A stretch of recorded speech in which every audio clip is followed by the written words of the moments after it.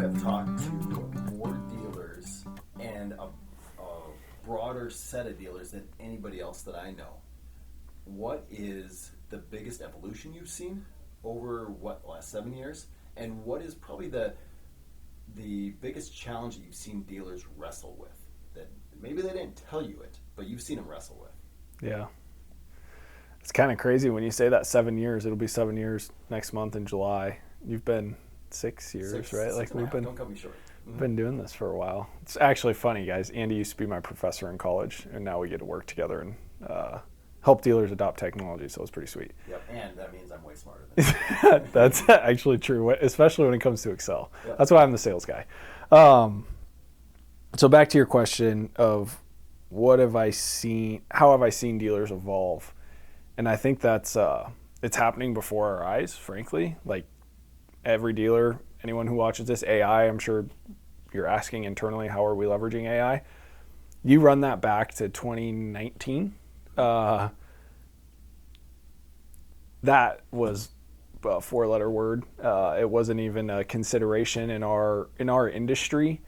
Maybe it was a consideration, but it was very far out there, right? And I think, the biggest challenge that I've seen dealers face is just how do we actually purchase software that impacts our business? And not just like the sake of, hey, everybody's doing this, we need to do it, but more of the intentionality behind what are we trying to accomplish?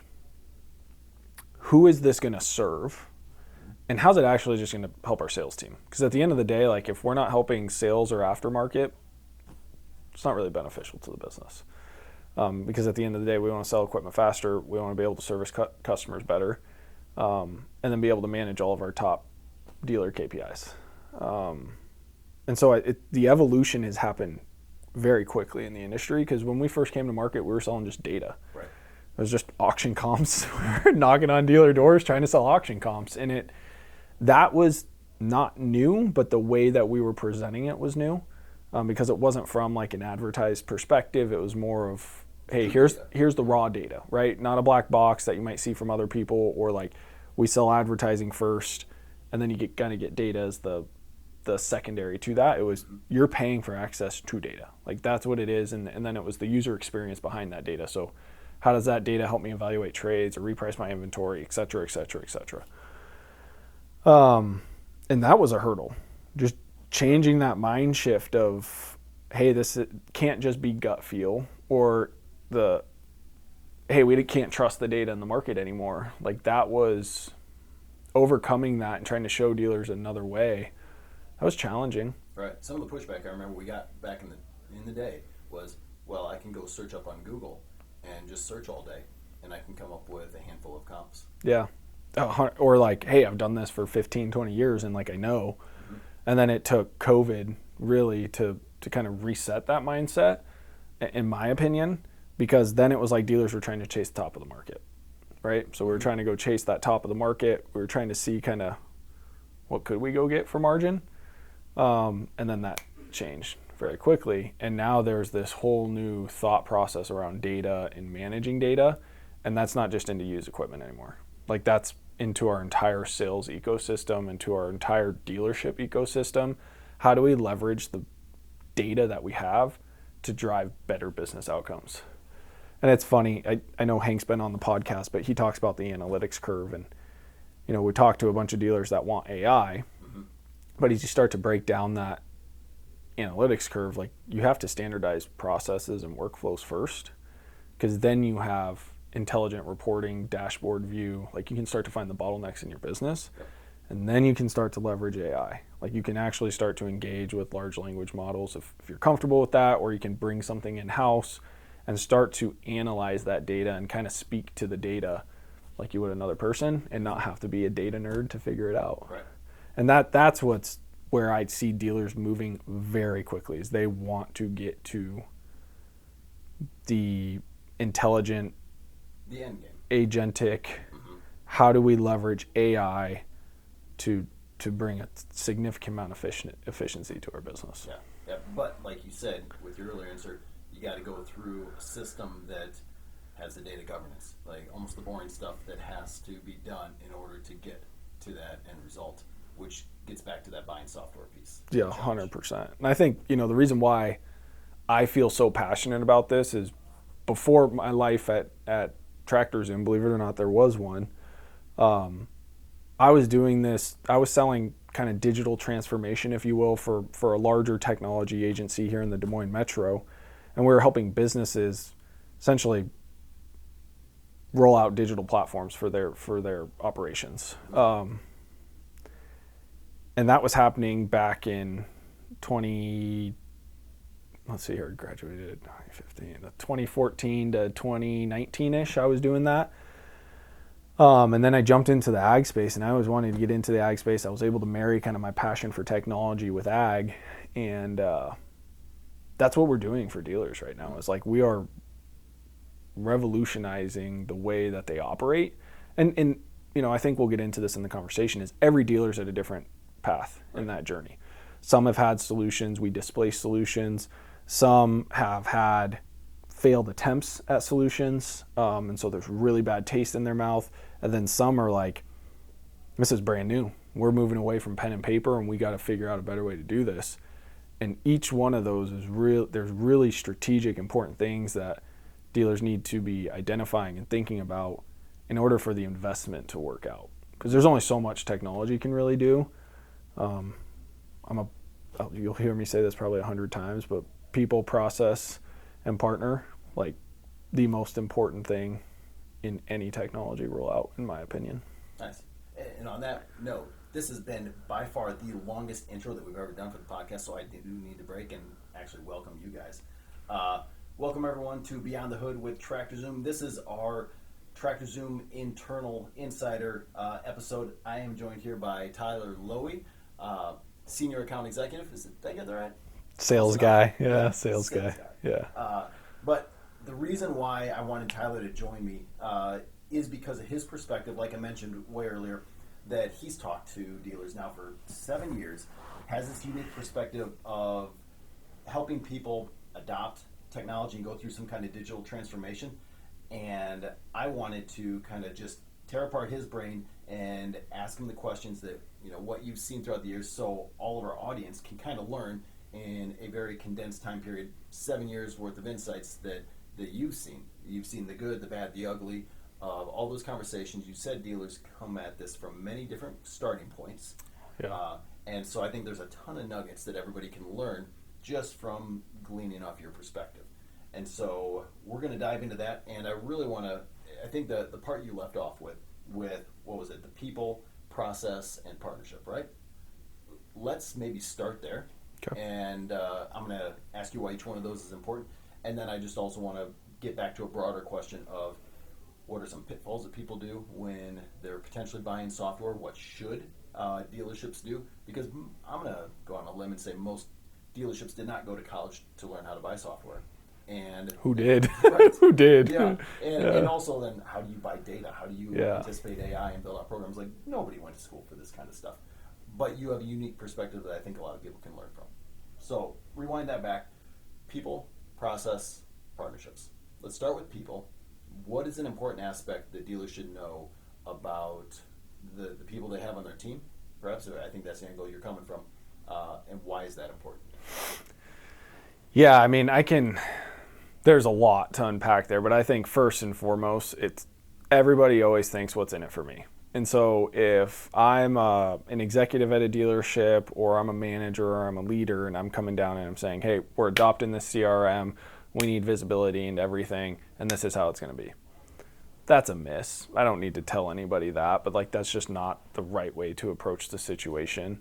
And something that I've learned through my many failures in my sales funnel or process here at Tractor Zoom, as well as some of the success, is that we need to pull in people as early and as often as possible in this process, because they need to help take ownership in it, and specifically sales, right? Like salespeople. We all know I'm a sales guy, so I can say this. Apologize to all my other salespeople, but we have a way of doing things that we're pretty set in our ways, right? And we're very comfortable. Top producer to a middle tier salesperson, it's really hard to change habits. It's very hard to change the way that you operate. And so when you're able to fold them in early and help them, allow them to have ideas, to ideate, to start to point out where there's problems in their process and how something might be able to help, it really just shifts the perspective internally from a conversation perspective of us versus them. And it's more of like, how do we help you sell more? And that ultimately needs to be the goal. And so I think, there's a lot of people that this impacts any technology rollout, given sales, service, management, marketing, whoever. Like if you're purchasing software for them, you should include them in that process, especially if you want them to adopt it and kind of champion that. So that's something that I think is just of utmost importance. And if you've ever talked to me, I think I'm pretty bullish on saying like, hey, our next step here, like we need to get some of the key stakeholders involved, or like something's gonna fall apart along this journey. And if we need to shake hands, part friends now, it's better than getting 7 steps down the road and doing that, so we don't waste each other's time. Okay. So bringing people in early, getting the adoption early on, getting the buy-in early on, because then again, you could potentially pivot and still end up with the same outcome, or at least the same decision, but better outcome. Process. What types of processes work better than others? Yeah, and man, this is where I think this ties into the partner, in my opinion, because again, every dealership is different.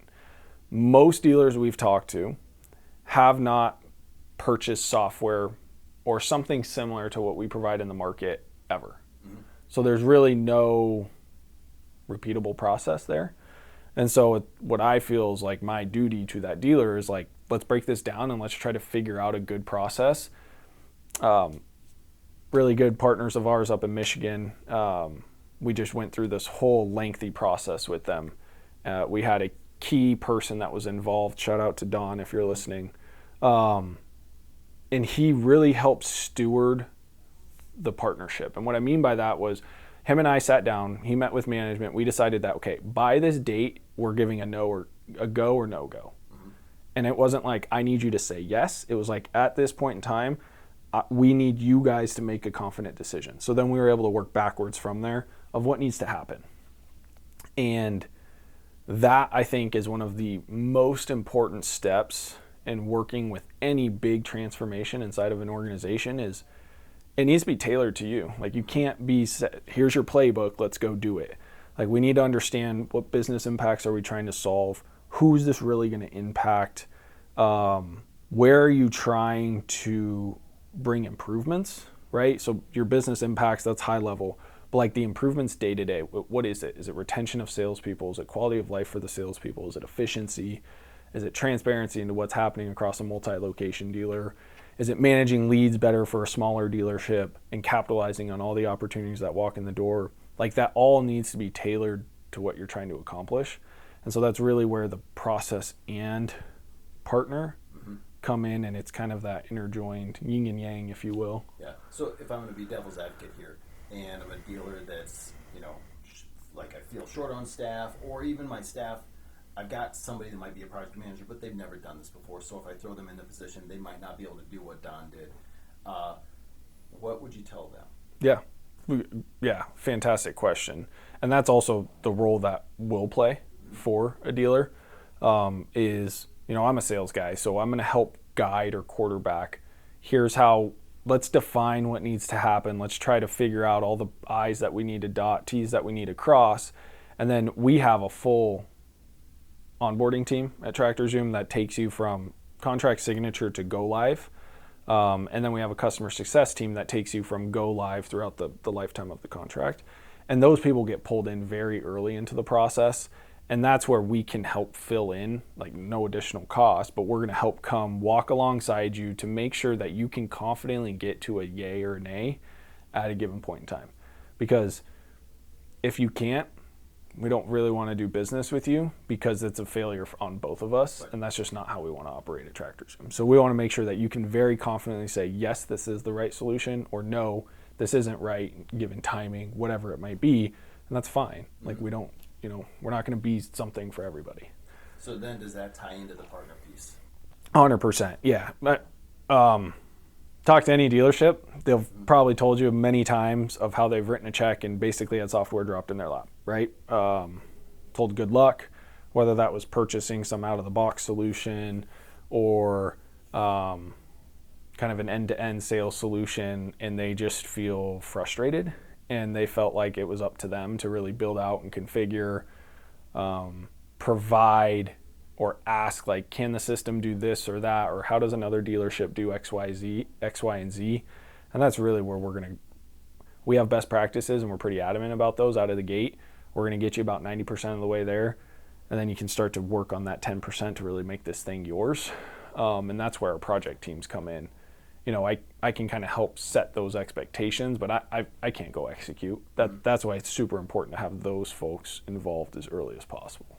Okay.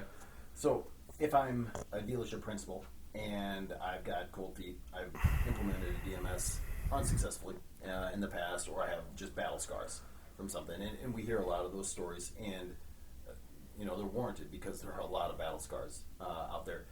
How do you identify that one software provider or one instance might be different, or they all, because I'm entering into the situation thinking every situation is going to be like my past experience.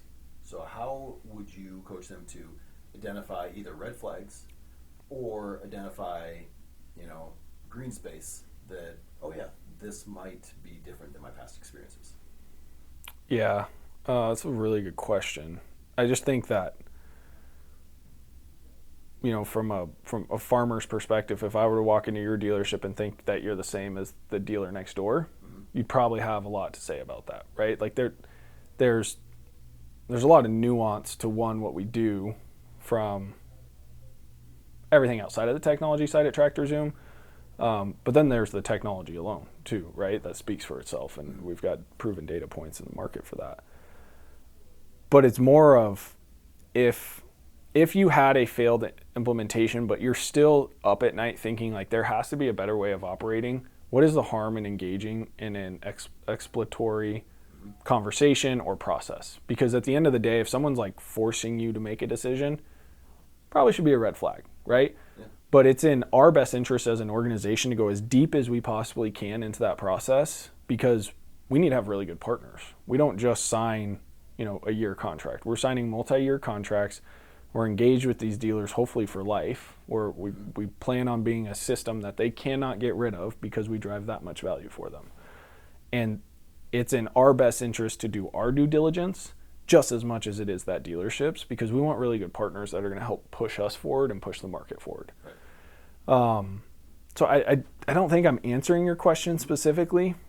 But I think you did reiterate a little bit on, you talked a lot about partnerships just as much or even more so than the software piece. And I think that's an important piece to figure out, because like you said, you don't want a piece of software dropped in your lap. So you need, what does that mean? Have a partner alongside of you. 100%. Yeah. And I think if you were to talk to any of our dealers, there's going to be good, there's going to be bad. Like none of this is super smooth, but at the end of the day, we'll always answer the phone. We're always going to do everything we can to provide the best support. And we will be very intentional about making this fit your operation, and not just saying like, hey, this is the way it is. But we'll also say, hey, Mr. Dealer, none of the other dealers we work with do it this way. Have you ever thought about this process? Mm-hmm. And that can be uncomfortable at times, but I think that's what creates a healthy partnership, is it's give and take. And we need to be able to push where, hey, there might be an opportunity to optimize some things here. Have you ever thought about this? Mm-hmm. And if ultimately it's like, hey, that doesn't make sense for our business, okay, let's figure out a solution. Yeah. Right? Yeah. One of the things that I think I enjoy most about being in here at the office, and if any of our listeners haven't been in here at our office, it's fairly open concept, so you can kind of hear a lot of the conversations that are going on. And so when Tyler or any of the other sales guys are on the call, you'll hear that challenge a lot of times of, what are you doing to make your dealership better? And so it tends to be a little bit of a consulting call. Just another chance for somebody to have a sounding board, to say, here's what I'm trying to do. What can you do to help me? But also just to hear other ideas that are out in the industry and being challenged on where you're going. It's not easy to do when you're running a dealership, when you're running any kind of, isolated business, because you're not surrounded by peers all the time. They can do that day in and day out. So yeah, it's like free consultation. Yeah, that's generous. I appreciate that. But I think it's more of, hey, I don't know what it's like to be a dealer. to sell equipment. I don't know that. I do know what it's like for a dealer to purchase software, though. And like, that's the value that I can bring to this conversation. And Mr. Dealer, I need you to bring your expertise of your organization to the conversation, because that's where we're both going to start to be able to move something down the road, or ultimately decide like, hey, this might not be the right solution. Have you ever thought about XYZ, you know, as like an alternative or whatever it might be? So yeah, I mean, I think we do try to approach it from the point of view of, hey, we talk to a ton of dealers and we talk to them about their sales process. Like, that's what we do. I don't sell equipment. I don't know what it's like to build a quote. I don't know what it's like to process a invoice. But I know what frustrations are with other dealers and the pain points that we've helped solve for them. Like that, there's some merit to that. Okay. So moving this on down the line a little bit, we've talked about getting the right kind of people into the decision. We talked about the process to go through, which morphs into really the partnership and what a good, healthy partnership looks like. What about timing? Because we'll hear that often, and there's other contracts. There's a lot of moving pieces out there. How does a dealer know when is a good time to initiate a conversation, and when is a good time, maybe bad time, to actually consider, you know, sales software? Yeah, I mean, I think just in nature of our business, like Q4 is usually the largest quarter, because that's when dealers are kind of post-harvest. They're making changes, getting ready for the new year going in. But those conversations don't happen in Q3, Q4, right? Those conversations start probably in Q2. So you want to avoid plant, obviously, right? Get through plant. Maybe let's just say it this way. Depending on your business, some are row crop country, some are more construction focused. It really does just depend. But I would say majority of the time you're going to avoid your busy seasons. Q4 tends to be the biggest quarter for us at Tractor Zoom, because most people are looking to set next year's budget. What are they going to be doing different? How are they going to change what they've done? You know, you can't, especially the market we're in, you can't keep doing the same thing and expect different results. Right. So what are we going to do different? How are we going to try to bring some efficiencies or optimizations to our operation? And that can't just be headcount all the time. Can't just be adding bodies. It can't be removing bodies. So what other ways can we drive better outcomes for our operation? That tends to happen in Q4. But what I would say is a typical buying cycle for us, I would say, is between 90 to 120 days where we're engaged with a dealership. We're having active conversations. You know, you start way high in the funnel and then you get pretty narrow when we're starting to do ROI analysis. Andy, huge proponent, helped us do that. Look at like a conservative, a moderate, and an aggressive approach to your own data inside your operation and how you think that our technology can impact that. And we can put scenarios together where we're helping you identify an ROI, right? Because ultimately, why else would you make the decision? So it just depends, but typically it's a 90 to 120 day decision making process, I would say, for a dealer. And then you want to avoid your busy seasons. So if you're a large ag guy, spring, fall, don't want to go live during those times. Yeah, I mean, again, it's nuanced to every dealership, and we're going to make sure we kind of guide that conversation and try to identify those timelines so it makes sense for your operation. Okay. So moving a little bit away from software now, but you've seen obviously a lot of changes throughout dealerships. So it's kind of high level. What are some of the more interesting or surprising things that you've seen in this industry? It doesn't have to be software specific, just interesting things, because you come from Arizona, right? Yeah. Pretty much Phoenix. Yeah, Phoenix, yeah. Yeah, into the middle of Iowa. So that's a shock enough. Yeah. And then you start working in the ag industry. So from a complete outsider's perspective, yeah. What's shocked you? What's been pleasantly surprising? It's funny you bring this up. So I live now out on 7 acres in Huxley, Iowa. It's kind of in the country. It's also pretty close to the metro. But I was on my 0-turn mower, and right next to us is a hay field, and they just baled hay. Big round bales with American net wrap, and the sun was setting. And I just stopped, and I was like, this is kind of crazy, really. Like, look, I'm a city guy wearing Vans. Yes, if you've seen me, I wear Vans. I was born and raised in Phoenix. I moved to skateboarder. Not anymore. met a girl, got married, did the thing, and now I live in Iowa, one of the largest ag states, and I'm in the ag industry helping sell technology, and it was like this kind of full. I just feel super thankful, one, to be able to bring my passion of technology into an industry that, frankly, I didn't give credit to when I grew up in Arizona. I don't even want to say what I thought about farmers because I don't even know if I could really say that. I probably didn't even know what an equipment dealership actually was, frankly, like truly. And how sophisticated these businesses actually are, from farmer all the way to an equipment dealership. Like, it is a huge operation that some of these families are running. And I think just that's one of the coolest experiences for me is whether you're owned by private equity now or you're still family owned, there's a family tie somewhere in there. There's somebody from one of the acquisitions that happened that's working in the dealership. And just being able to hear the story and the commitment to the local community that these people have is powerful. And it's something that me growing up in Phoenix, like, I didn't even know it was out there.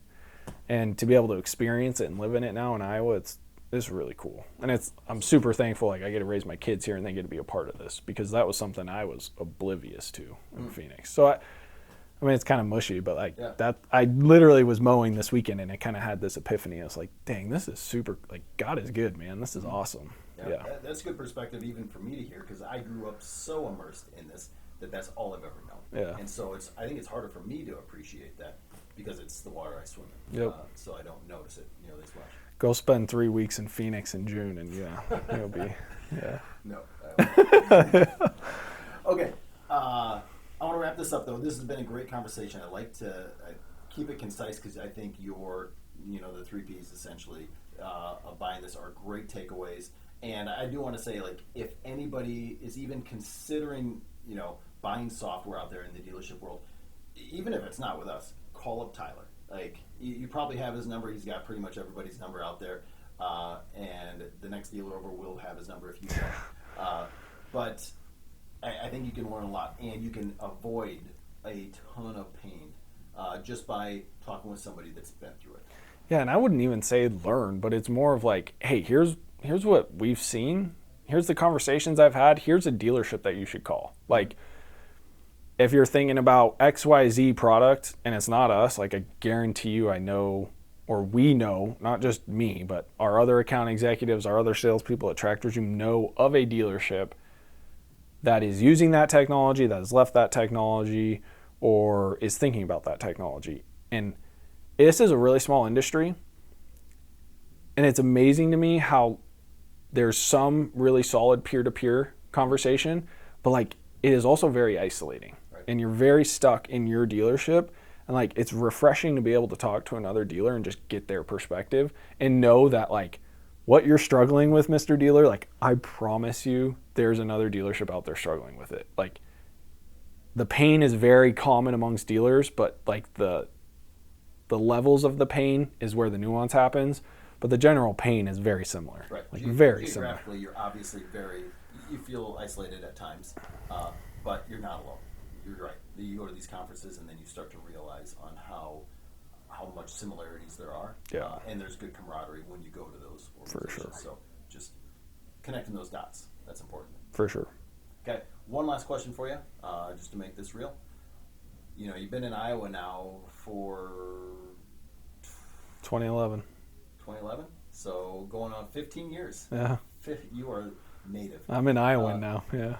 Okay. So not in this lesson doesn't have to come from Iowa and your time here in the ag state, but what's something that you've learned? Like, what is a life lesson that you picked up along the way, or possibly even a book that you read that's like,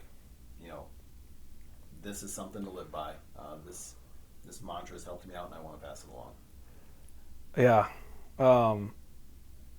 I'm embarrassed to say this. I'm not a huge reader. I'm more of an audiobook guy. I really struggle with just sitting down to read a book.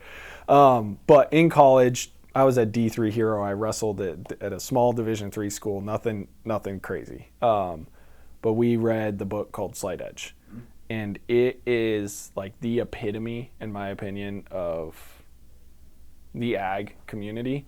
It's the slight edge is essentially the idea is doing the things that are just as easy to do as they are not to do, doing them every single time. Yep. Because that's what compounds. It's essentially 1% better every day, right? And then if you're not doing them, like that's when you get into catastrophic events. Like that catastrophic thing didn't just happen overnight. It's because of a compound of a lot of decisions that you decided not to make or didn't do, and that's what led to that point. If no one's read it, phenomenal book. But that to me is like the epitome of a dealership. Truly, is it's you don't see a dealership close their doors because of a huge catastrophic event. It's death by a million cuts, right? And the dealers that are pushing the envelope, they're continuing thinking about evolution, they're the ones that are growing and acquiring. And that's just real. Like it's real. That's life. It's hard. It sucks. It's not fun. But we have choices that we can make, and you just got to make the right choices daily, and that compounds over time. Mm-hmm. So I'd say that would be it. It's kind of philosophical, but yeah. No, that was fantastic, and it was actually the same guy I think that recommended you the book. Mentioned it to me. I read it. Fantastic. Eric Van Clay? Mm-hmm. Yeah. Yep. Yeah. So shout out to Mr. Van Clay. Yeah, if you're listening. Mm-hmm. Yeah. VK. Yeah. But I'm going to end it on that note. Again, if you haven't read the book, it is worth reading, and even sometimes passing down to some other employees in the dealership makes a difference. But Tyler? Thanks, Andy. Yep. Thanks for joining me. And thank you, everyone, for joining us on this episode of Beyond the Hood, the Inside Edition. Make sure you subscribe to this podcast in whatever channel you're listening to. And also, you can catch our other weekly episodes. We've got market trends, equipment updates, and then external guests as well. So we hope to catch you there. Thanks, and have a great day.